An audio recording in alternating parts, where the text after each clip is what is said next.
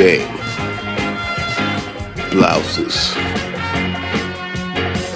Gallon chuck. Disaster. Spaghetti. Disaster. Well, I mean, I'm no doctor. We now join America's most popular show, already in progress. Everybody loves Mitch and Sean. You guys are the greatest duo.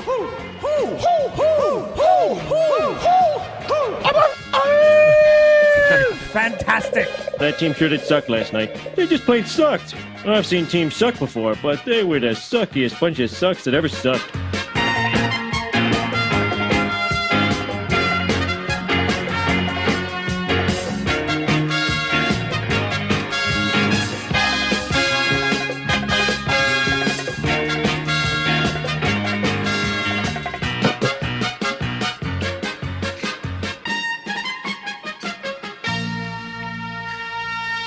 Welcome into another edition of Post Game Pints Podcast. I'm Sean Campbell with Mitch Gallo. Oh, we got plenty to get to. And yes, Mitch, I'm not a hater. Angry Gallo Ale. I enjoyed it. I've told you I enjoyed it. So I decided that today, for today's podcast, I'm going to have an Angry Gallo Ale because I'm just in a good mood. Packers won. They're off to the NFC Championship. So I just thought I'd throw it that way. You cool there? You cool with that? I love it, buddy. And you know what? I would do the same exact thing with one of your beers. Problem is, I enjoyed your beer a little too much, so I have none left. So I have to make a pit stop at some point to Robertson and pick up some play-by-play Campbell. Don't forget, you lost fantasy football to me. You have to drop some off at my door. My own beer. Oh. Remember that? I know, Okay. and I will. It's just a matter of this whole little curfew issue playing into putting a dent in my plans. But hopefully, I can get you some beers by the time the Royal Rumble or something hits. No, that'll Actually, be good. you know what? I need to be more conservative. The Royal Rumble's in like 2 weeks. I'm gonna say WrestleMania. You could do this by Royal Rumble. By the way, I got plans for us for Royal Rumble, so don't you worry about that, okay? Just let you know. Dave, you too. Of course, Post Game Pints Podcast brought to you by LaBrosse Brewery. Because of the curfew, because of the hours and everything, make sure you check it out at labrosse.com. Check out their Facebook page, and you know when you can go pick up your beer. They are open. You just have to make sure you know when. Go get your play-by-play, your Campbell play-by-play IPA, and your Angry Gallo Ale. All right, Mitch, we got a jam-packed show. The Montreal Canadiens season has started. We told everybody the last few shows we're going to concentrate on the Montreal Canadiens. So how are we going to do this? Mitch? Well, Sean, I don't think you and I are capable of doing it alone. I think we need a little help. What?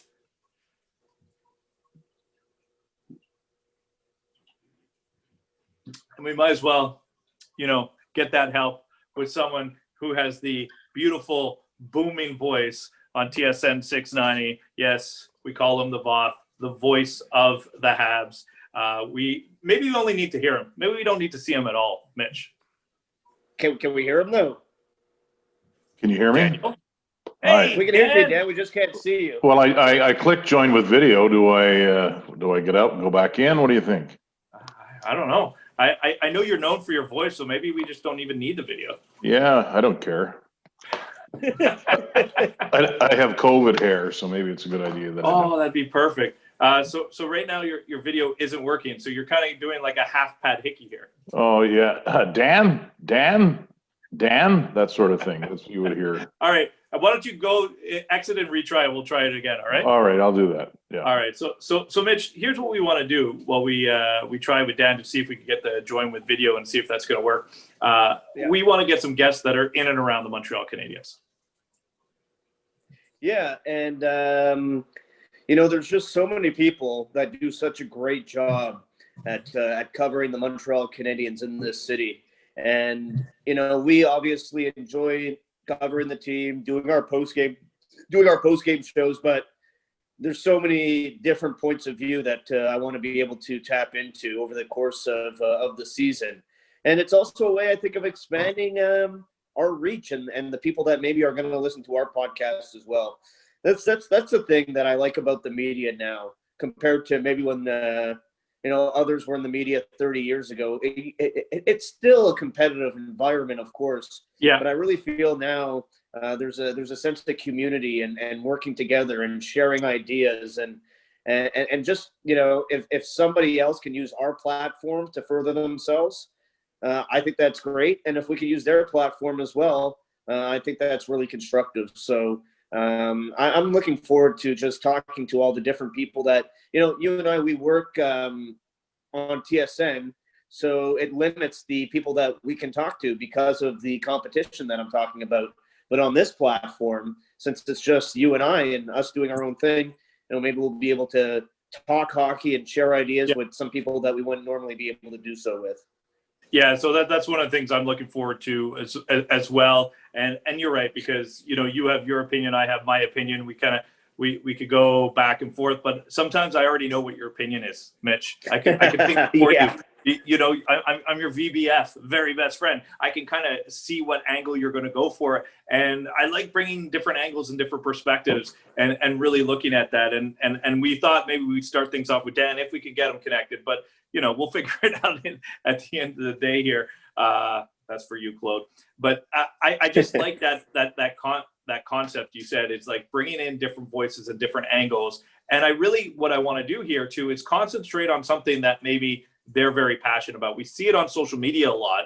And I like what you said is, with the social media, you're kind of closer with the media than you've ever been before because people interact with the media. You used to just read a newspaper article or something on that front. But now you could they say something, you can get right back at them. You can interact. So and now with the podcast as well, that's one of the things we're going to be trying to tackle. Yeah. And looking forward to doing so, Sean, because now, we're at the point where I think we have a better gauge of what this Canadian division is going to look like, what the Canadians are going to look like. We have some games under our belts. And, I'd like to say it's going to be a long season, but it's not a long season. Mm-hmm. It's a very short season at 56 games. So, we have so much to get to in such a short amount of time because you're going to blink and we're going to be at 56 games and preparing for a playoff schedule. Yeah, so we're just having a little trouble getting in contact with Dan. I see that he's popping in and popping out, but we'll see if we can actually get this to work. So why don't we just go to the Canadians while we wait there, Mitch, and they've played a couple games so far. They're still continuing on the West Coast. Our first one, our last episode, we talked about Romanoff and what he was able to do. Josh Anderson brings a whole other element to the Canadians too. Well, he really does. And, we've thrown the comparison of Eric Cole out there as the last maybe power forward that the Canadians have had. I don't remember Eric Cole being as physical when he was with the Canadians on the forecheck and along the board. So that's something that's really nice to see with Josh Anderson. And Sean, the fact of the matter is the Canadians were starved for a player like this. The fan base has been craving to have this type of guy in their lineup. And, I've said this many times, but, ever since I can remember covering the Montreal Canadiens, and I've been at this, you and I are both a little bit over 10 years, I would say, in some form covering the Montreal Canadiens. Anytime the Canadiens acquired a player, whether it was through waivers, through free agency, or through trade, the diehard Montreal Canadian fan, and maybe not hockey fan, but the diehard Montreal Canadian fan, the first thing they would do is ask how big the player was. It was a default. It was never, how were they drafted? Or, how many points did they get last season? No, the immediate instinct was, how big is that guy? And now they're at a time where they finally found somebody who's a combination of the two. It's not just a guy there for size, but he has size, but he brings so much other attributes to the table as well. Yeah, it's like you go to Hockey Reference right away, put the name in. Okay, so this guy's coming. Oh, he's 6'2". Oh, sweet. But then you're like, I bet he's slow. A little different on the other side there, that he was able to be fast and large. And I think that he just brings a different compliment. It's been a couple games. He just takes the puck and brings it to the net. That's all you want to see with a guy with size. And the Canadians have had guys with size that didn't have the speed to get to the puck in the net or the will. the will to bring the puck to the net. And, that's all you want is puck to net. It's things that you see Gallagher do a whole lot, but he doesn't have that size. And even Gallagher, I don't want to call Gallagher slow, but at the same time, he's just at a different, speed level, but he does have that drive. So now you saw a guy with the drive, the speed, and the size. It just gets Canadiens fans super excited for that next level of a player. So Josh Anderson is a guy that I think complements everybody very, very well. Could make some more room for Gallagher. And it's interesting that Josh Anderson has had such a strong start to the season where someone like, Yoel Armia has struggled a little bit, and he was the guy that did it the whole time. I think I see the pretty mug of Dan Robertson in the bottom right of my screen. Yeah. So I think we might be okay now. All right. I went from my laptop to my iPad. This is my iPhone. I had to change some settings in there, so I think we're okay. But whatever works. Dan Robertson, voice of the Canadiens on TSN 690 on the Post Game Pints podcast. Look, Dan, thanks for taking the time. Really appreciate it. You're welcome. Sorry for the hiccup that you had to use the 3 different things, but why don't we just dive into it? I know that we were just starting about Josh Anderson, but I got to ask you about a guy on that line. He's had a good start to the season for the Canadiens, but I have always felt that you were a backer of him because you've known him a long time, and that's Jonathan Drouin. Is Josh Anderson the perfect complement to Jonathan Drouin on that line to make him have the season that everybody wants? Maybe, in the sense that I think he'll dislodge some pucks on the forecheck and that sort of thing. It's an intriguing line. There's a little bit of everything on it, and just from what I can gather, and I hope I'm not reading into it too much, but it seems like Drouin is having fun. You watch him at practice, lots of smiles. He's got a lot of jumps so far. He did last year too. We know that to start the season. He wasn't good when he came back, and then in the playoffs he was pretty good. So I hope they stay together for a long time. They will if they are productive, and I think eventually they'll be the number one line, if we want to call them that, 1 or 1A. But so far so good. Everybody has it seems a liking to dump on Drouin when things go wrong. He's a bit of a whipping boy, but for his mental sake, I hope he plays well, because I don't think he takes to it very well when he gets that kind of criticism. Yeah, Dan, I find it really unfair. I've said this before, but I believe that for whatever reason, Montreal Canadiens fans always need one whipping boy, one guy they can pick on. And if Jonathan Drouin leaves the Canadiens, that focus is going to shift to somebody else, because it always does. Before Drouin, it was Pat Ferretti. And before Pat Ferretti, it was Scott Gomez. And before Scott Gomez, it was Patrice Brisebois. And there's always somebody that they need. And I'm sure the Canadiens aren't the only fan base that does this. Yeah. But Drouin comes in with such big expectations. He's a Francophone player. He's drafted 3rd overall. He's a big-time point producer. And then the Canadiens also, right off the hop, put him in a tough situation, playing him in a position that he's not all that comfortable with. It's just like, I feel bad for the guy, because I don't really know what he has to do in order to get the fan base behind him. Because we hear it all the time. People want him to be Gallagher. That's not who he is. He's never going to play with the intensity that Brendan Gallagher plays at. So I just kind of feel bad for the guy. Yeah, he did something in the first game that, to me, it kind of reminded me who Drouin is. They were on the power play, and he was on the right side. He tried to force a pass across ice, and he shouldn't have done it. It was picked off and sent down the ice. I don't know if he'll ever get that out of his game, where he tries to make a play that's high risk, low reward, and oftentimes it doesn't work. Had that pass completed, it wouldn't have set up like a Shore tap-in goal. It was just a pass basically to the cross ice to the top of the other circle. I don't know if he'll ever remove that. I mean, I'm sure when he went back to the bench, one of the coaches said, look, don't do that. But they've been telling him that forever. That's part of who he is. You can live with that if he can produce. And the other night, I felt bad for him. He hit Kendrick Nicholson with the puck, and Jimmy Vesey ended up scoring off of it. I kind of miscalled it. I said that Drouin gave it away. But I guess when I look at it again, those are plays, too, that when he comes back into his own end too much, he wants to hang on to the puck, make a perfect pass. Sometimes he just has to make the safe play. But apart from all that, just accept him for who he is. If he's close to a point a game and he doesn't kill you defensively, I mean, that's fine. He's not going to be Guy Lafleur. He's 25. He's got 350 games under his belt. So we know who he is. I don't know why. I mean, I guess there are different reasons why he's a whipping boy, because they traded Sergachev, because he came in with an advanced billing, and maybe because of what went on in Tampa Bay for a while too. But I really hope he plays well this year. And there's not so much focus on him. Whether or not that'll make a difference, I don't know. Was that pass, the backhand pass saucer that he always does, the backhand saucer? Because I've banned it, by the way. I've tried to tell him stop doing the backhand saucer, but I don't know if he's listening to me.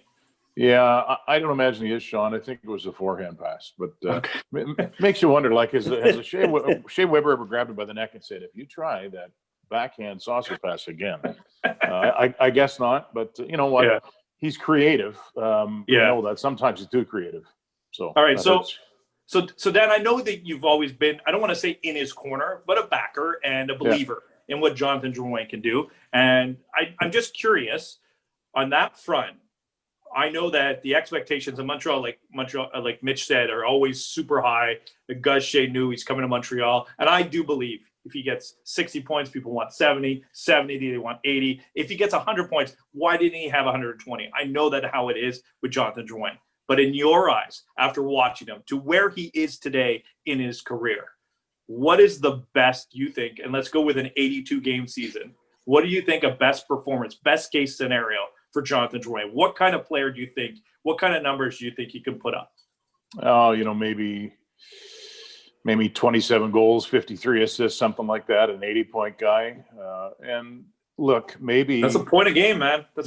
Well, he's got a pretty good centerman with him who passes in his direction. That's his normal passing, right? He's a right shot and Drouin has a left. Maybe that'll help. He does have that talent. I'd like to see him shoot the puck more. I think that would help him. And listen, I don't think it's out of the question, but if it doesn't happen, if it's not close to a point a game average for him this year, then you have to wonder. I mean, you wonder too, like, how long is he going to be here? How much longer if he doesn't have a good season at all? I mean, do they move him? They wouldn't get much for him, I guess. And I shouldn't even get into that because who knows what'll happen. But first things first, I think a point a game isn't out of the realm of possibility. Yeah, I really think that's a possibility. And like you, Dan, I've been a big backer of Jonathan Drouin since day one. Covering amateur sports with the Suburban. I watched him play when he was with Lac St. Louis and was always a big fan of watching him play, especially when he has that confidence and that mojo. I'd say it feels different this year with the two guys he's with Suzuki and Anderson. Because if I look back at the past 3 seasons, like the first one, I'm going to just write it off because he was playing center. Yeah. And last season, he was really good until November, that game against Washington. He got the injury. So I'm looking at 2 out of the 3 seasons where I'm willing to give him the benefit of the doubt. And the one in between, all right, he had a tough year. And even that season, I really feel like he was okay until January, February. I think it was when the Canadians were out on the West Coast that their season as a whole really took a dive. But this season, he's with Suzuki and Anderson. And if I look back at the last 3, I can't remember the time when he wasn't the go-to guy on the line. Now Suzuki's the go-to guy on the line. He could just focus on playing his game and getting the other 2 guys the puck. Yeah, and I would like to see him increase his productivity on the power play too. I like the fact that he's kind of down there by the net to the left of the goaltender around the goal line. He's moving around a lot. They all are moving around more this year, but he's a really good passer. So if there's more movement, if he's cruising around down there, then, maybe he can tee up Weber at the far circle for some one-timers and that sort of thing. And then because we know that the special teams has been a problem for Montreal for quite some time too. The power play needs to be better. So far this year, in its 2 games, it's been pretty good. So I think we have to remember that too. And when he came to town, that was, I think, and for good reason, a lot of the focus was this guy is really going to help the power play. Well, he hasn't. He has to take some of the blame for that. I haven't always liked the way the power play has been set up, although I couldn't set it up any better. I'm no coach, but after a while, if it's not working, after a while, if it's not working for a long time, you have to do something. And I think they've addressed that this year. So let's look for him with the man advantage and see what he can do there too. It's like when when somebody asks me something about goalies, I'm like, yeah, what do you want me to tell him that he should do? Like, I'm not going to tell, evaluate a goalie. I have no idea what a goalie's going to do out there. All you should have. Sean, come on, man. Don't you remember when I told Carey Price how to play goal? Yeah. But I'll say this. Gallo was right about Mikko Koskinen. Get the puck on net, he's going to have a bad night. And that guy looked like a bad road hockey goalie. That was a rough one. Dan, look, I do have a little bit of a pop quiz later for you and Gallo before we wrap things up. And there's a couple other topics I really need to get into because I know you're the one that cares the most. And speaking of goalies, I need to ask you, because you work with most of the media, and I'm not trying to make fun of any of the media out there, but come on.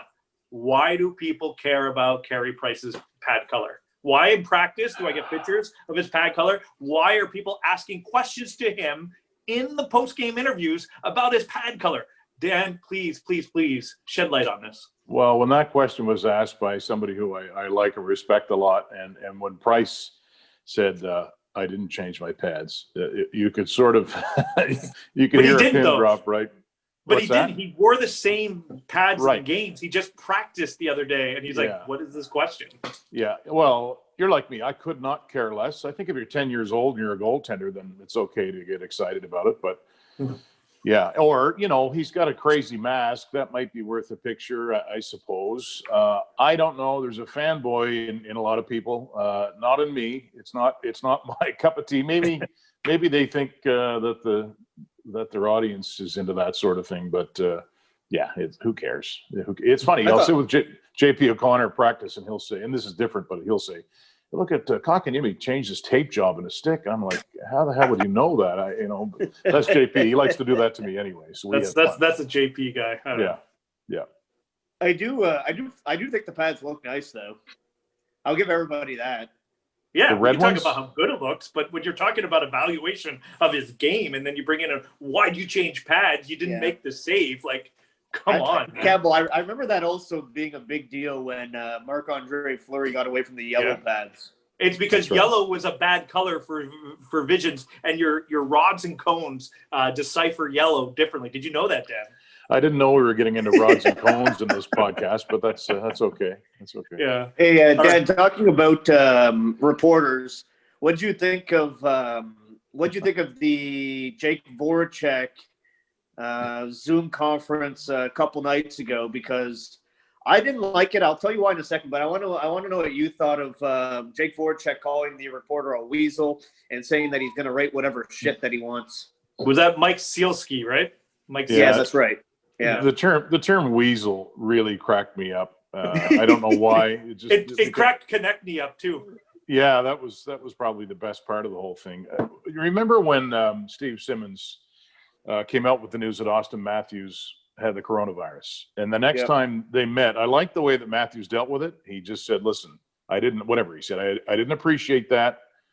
Blah, blah, blah. He stopped, and then he answered the question. I thought that was a good way to do it. Obviously, I don't know the background between the reporter and Voracek, but it's, it got to Jake, clearly. He didn't need to drop an F-bomb, I didn't think. Not that that's the end of the world, but I guess it's just a situation where over time that he hasn't liked what he's tweeted or written or said. I don't know that reporter at all. I guess none of us do, but it made me laugh. It was kind of an awkward moment, to say the least. Yeah, you only have to... I think go ahead, Mitch. I was going to say, I think it made everybody laugh, and I got a kick out of it. We played the soundbite, and I have no problem with Voracek calling out the reporter. I really don't. And for us, it gives us something to talk about and gives us audio to play. It's fantastic. But the only thing I didn't like so much about it, Dan, is, to me, I had no idea who that reporter was. Yeah. And Jake Voracek actually now put him on a pedestal to a certain degree. Like, I think a lot of people didn't know who this guy was, and I don't have any numbers to back this up, but I bet that guy's Twitter count went way up because of the soundbite. And it always reminds me, like, back in the day with Tortorella and Larry Brooks, like, how much did Larry Brooks actually benefit from the feud with Tortorella? And how much is this reporter going to benefit from Voracek calling him out? Voracek's a big star. This guy's a nobody. Voracek actually just made this guy more credible than he was maybe before. So if I'm Voracek, maybe it's not the best play just because it gave this guy a little bit more attention. Now everybody's digging, trying to find out what the beef was, what this guy wrote. So I just don't know if it's the best play in Voracek's playbook, even though I completely understand that, he's upset and wants to call the guy a weasel, which I also agree is a funny word. Yeah, I guess it just the emotion kind of overtook him, and it would be interesting to know all of the background. And I didn't really look around online for it. It's fun. Go read about Okay. it. It's pretty funny. I will. Voracek, Silsky, you'll find it right away.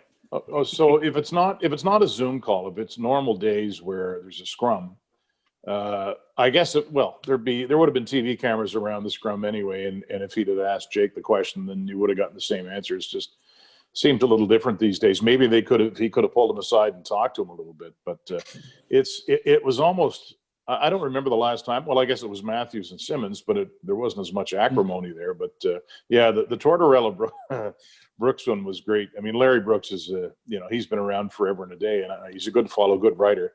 But yeah, I guess he could have dealt with it differently. I'm not. Again, I didn't know that guy's name before this all went down. So you're right. I'd like to know how high his followers went after that whole interaction. I'm sure there was a jump. I don't. But, my fear is. I'll probably say I didn't follow him.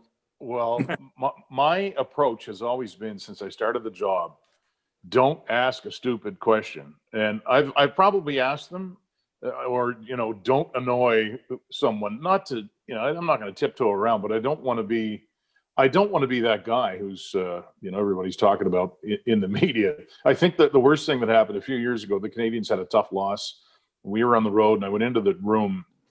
And I asked Shea Weber something, and I didn't ask it very well, and he kind of scoffed and rolled his eyes, and I thought, oh, well, that wasn't my best work, I suppose, but I let it roll off my back. So, yeah, it's an interesting dynamic. I don't want to get too far off topic, but just every day when you hear the Zoom conference, I mean, even today, there was a question with Claude that he didn't like it very much. And he kind of went back at the guy who asked him a little bit, and then they smoothed it out. And over time, I mean, over the course of a year, especially if a team is losing night in and night out, and we saw it with Claude last year. Last year, I guess during the first 8-game winless streak, losing streak, whatever, nerves are frayed. And, the reporters have a right to ask a good question, and even if it's a tough question, as long as it's fair. But sometimes when you're on edge like that, you can take it the wrong way. So it's always a neat dance for me to watch between the athletes, the coaches, and the media. Like Mitch asking, do you have to work on your blocker side? That's how many years ago was that? Like 5, I wonder. That's so good. Oh no, I know. Yeah, that one's maybe. I remember they were playing Pittsburgh that night, and they beat them 4 times on that side.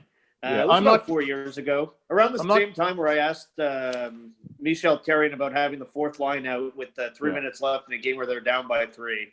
Yeah. And he told me that I was second guessing. I think it might have been the same season. So the common denominator between those two questions, they're both fair. They're both good questions, right? Mm-hmm. And now they're questions that maybe they didn't like because they felt it was, an attack, whatever. It wasn't an attack. They were raw in the moment, but they were good questions. And sometimes, Dan, I'll tell you, Carey Price, after that moment, did come up to me and give me a pat on the back, as if to say, like, no hard feelings. Yeah, I didn't get any such reassurance from Michel Therrien. No. You never will either. He might offer you a smoke or something like that. Carey, I think, was feeling the moment. I think he, and then he heard the answer he gave, and he was like, "I'm kind of proud with that one," And then he kind of let it go, and he probably laughed and said, he just asked the question, and I gave him a kind of snarky answer. Dan, very quickly, because I want to get to a pop quiz, and I don't want to run out of time here on the Post Game Pints podcast. Sean Campbell, Mitch Gallo in conversation with Dan Robertson. All right. One, by the way, Dave, mark that down. I think Dan named the podcast. It's Don't Ask a Stupid Question. I think that should be the name of the podcast. And I just quickly, so if you're on a Zoom, and you've been on Zooms, I have 2 quick ones for you before we get to the pop quiz. Which Montreal Canadiens player do you think would call you a weasel? Oh boy. Well, Markov's retired, so that's out. How you say, weasel? I'd like to think no one. But if someone, come on. Yeah. Well, Domi's been traded. Philip Deneau's too nice. I'm kind of going Kotkaniemi. I don't think he'd do it. He's too happy. How about maybe Gallagher? If Gallagher was in a particularly pissy mood, after he get his face driven into the glass or something, maybe it would be Gallagher. But I think he'd turn around and apologize later. Okay, and just before we get to the pop quiz, why are you always last on the Zooms? Every final question, Dan Roberts. Well, Why I are you don't always last? because I don't care. Is the short. Again, I'm not the guy who's got to get his hand up first. I'm just, and what'll happen, I'll listen to a lot of them, and if I hear an answer to a question that I had, I won't ask. Sometimes I just ask, later on. I don't have to hear my voice. I don't have to ask two questions. If I hear what I think we need as a station, then good. And I don't have to ask. Today I asked Jake Evans a couple of questions about face-offs. But yeah, I'm not, I was never that guy who had to be first in line. Hey, Dan, I like hearing your voice, though. Yeah. Oh, well, thank you. I hope our boss does too. That's why I do it half the time, just so they know that I'm actually working.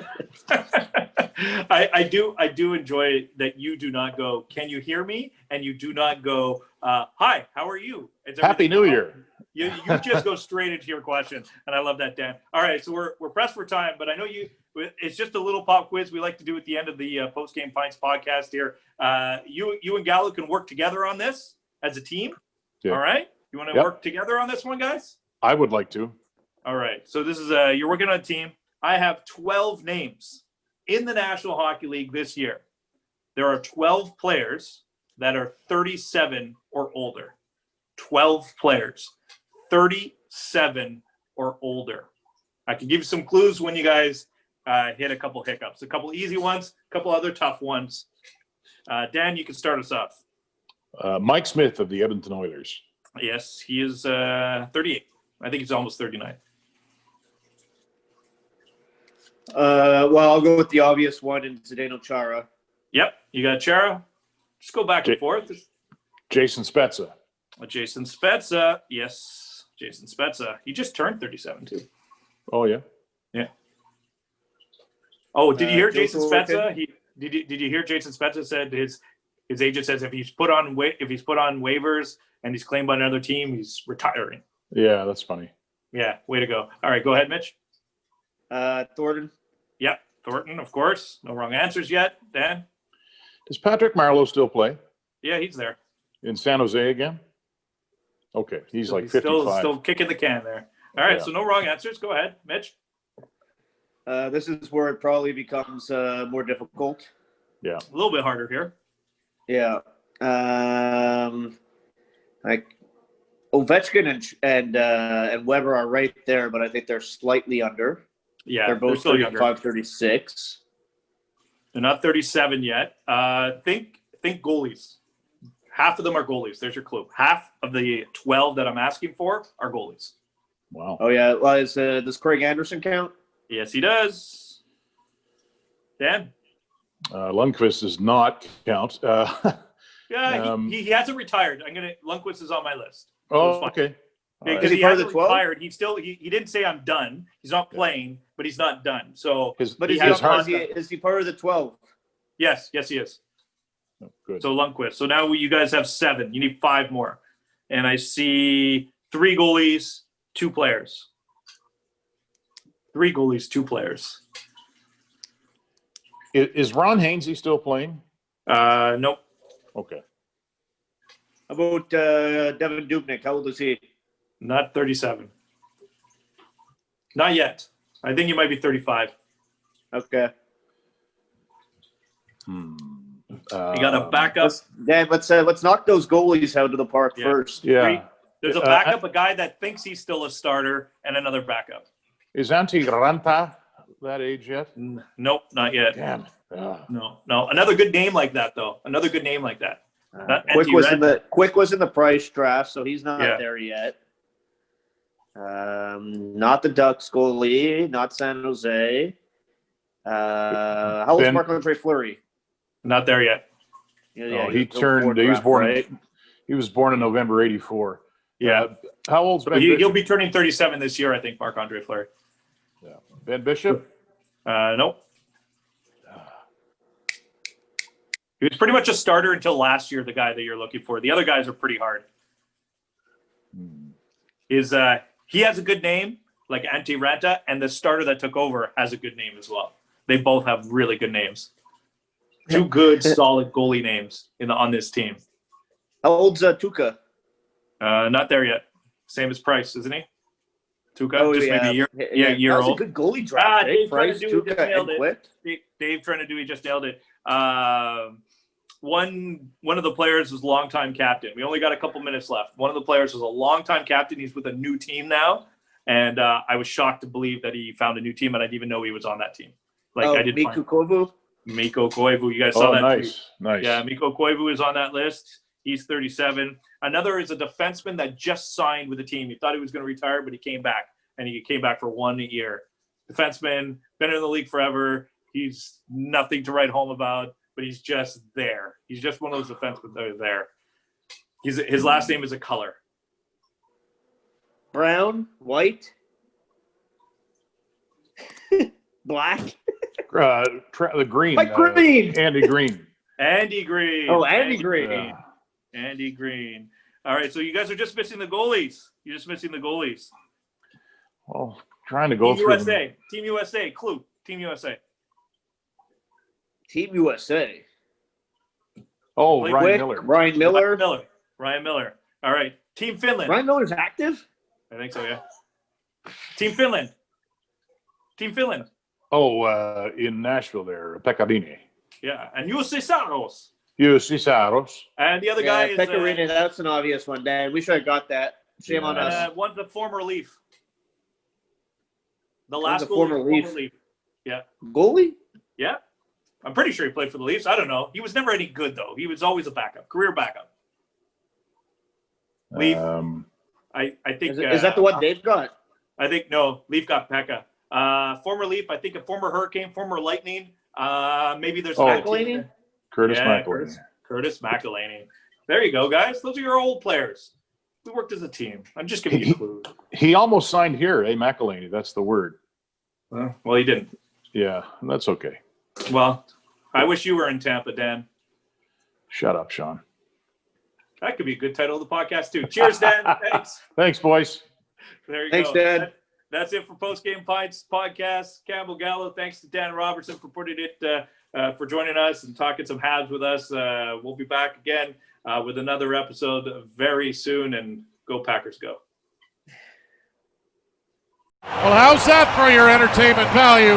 They've done their job very, very well.